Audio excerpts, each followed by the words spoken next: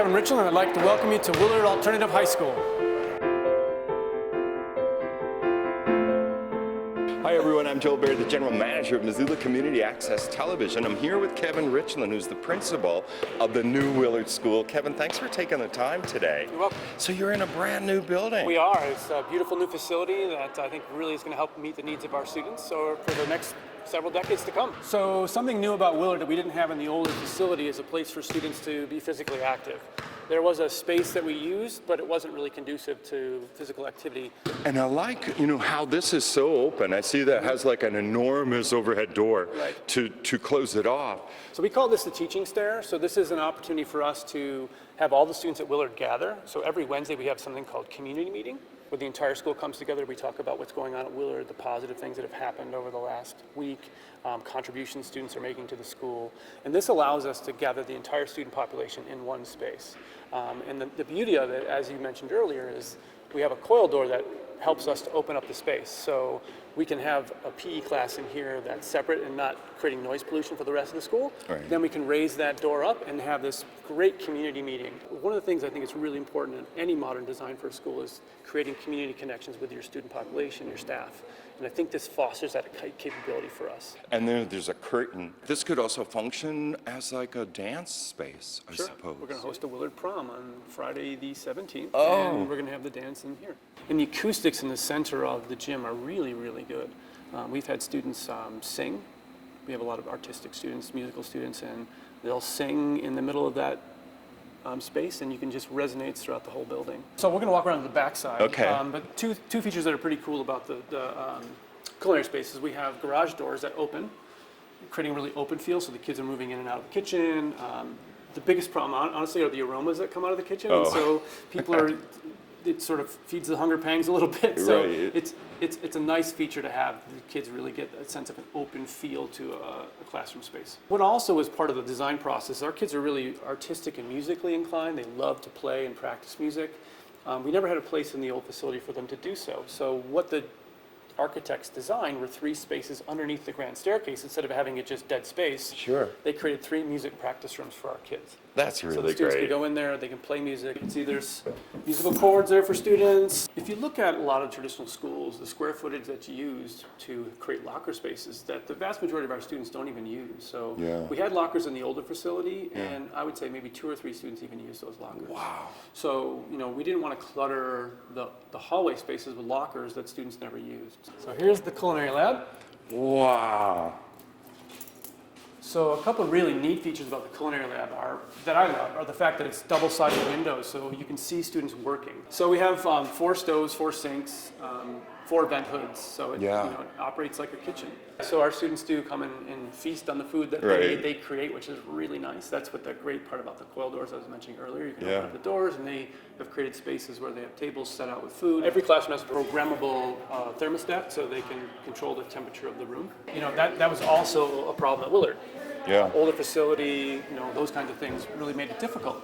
But now we have the ability to regulate the temperature throughout all the buildings, and teachers can control the temperature in their own classrooms. Yeah. Something we didn't have access to in the older facility was a science lab. So one of the parts that we really talked about as a staff is we need a place for kids to do scientific experiments, to have a real lab. Yeah. And so this is what was created for us. We have a vent hood, we've got an eye wash station, we have areas for kids to do experimentation. You can see the microscopes that are out. Kids are growing their own plants. Right. This room is really well lit. One of the nice things about the lighting procedure is that teachers can control how bright or how dim the rooms are just by a touch of a button. All the lights are set to 80% brightness, so if there's ambient light coming from outside, they'll automatically dim to keep it at 80%. Excellent. So, we really have that ability to control the amount of energy we're using as well. So we have cameras at all the entrances to the building and all the exits. We have cameras inside the building as well. We have a single point of entry, which is the front entryway, and it has a dual lock system. So there's a front door that we leave unlocked during the school day, and then there's a second door that's locked during the school day that people have to be buzzed in. Yeah. So we keep it unlocked for the first part of school so kids can come in and out, and we're not constantly having to buzz them in. But then once school starts, we lock those doors, and so anybody who enters the school has to come through that single point of entry. So this is great. And in the cap, you can see people working away. And then we have the skylight above us, which brings in natural light. Otherwise, it would be a little bit darker in this space. the architectural design was deliberate in terms of creating that sense of openness in a school, Yeah. rather than the closed-off feeling of many older schools. Yeah. And so I think they've largely achieved that objective. It definitely feels open and expansive, really even though does. it's not a huge footprint square footage. So this is called the living room. This is a place for kids to work if they need to work. So as you can see, they have study tables that they can, a little bit more comfortable than your typical desk. Yeah. Lots of art that takes place in this space as well. So the art class is right next door.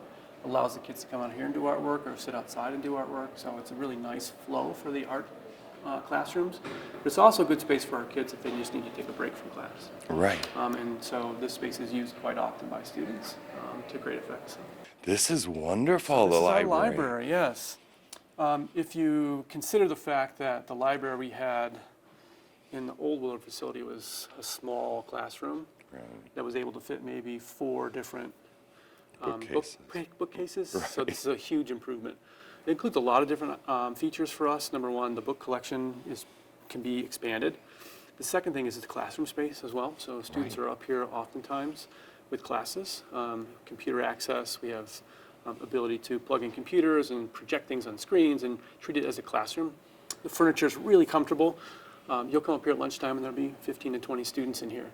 There's strong research to support the idea of lighter, brighter environments helping students be more engaged, social, emotionally more healthier, and more actively part of the classroom environment. You have enough space to meet the needs of a couple hundred people, really, who can be in this space and all be able to see and hear what's going on. This is really cool here. So this is a breakout space as well.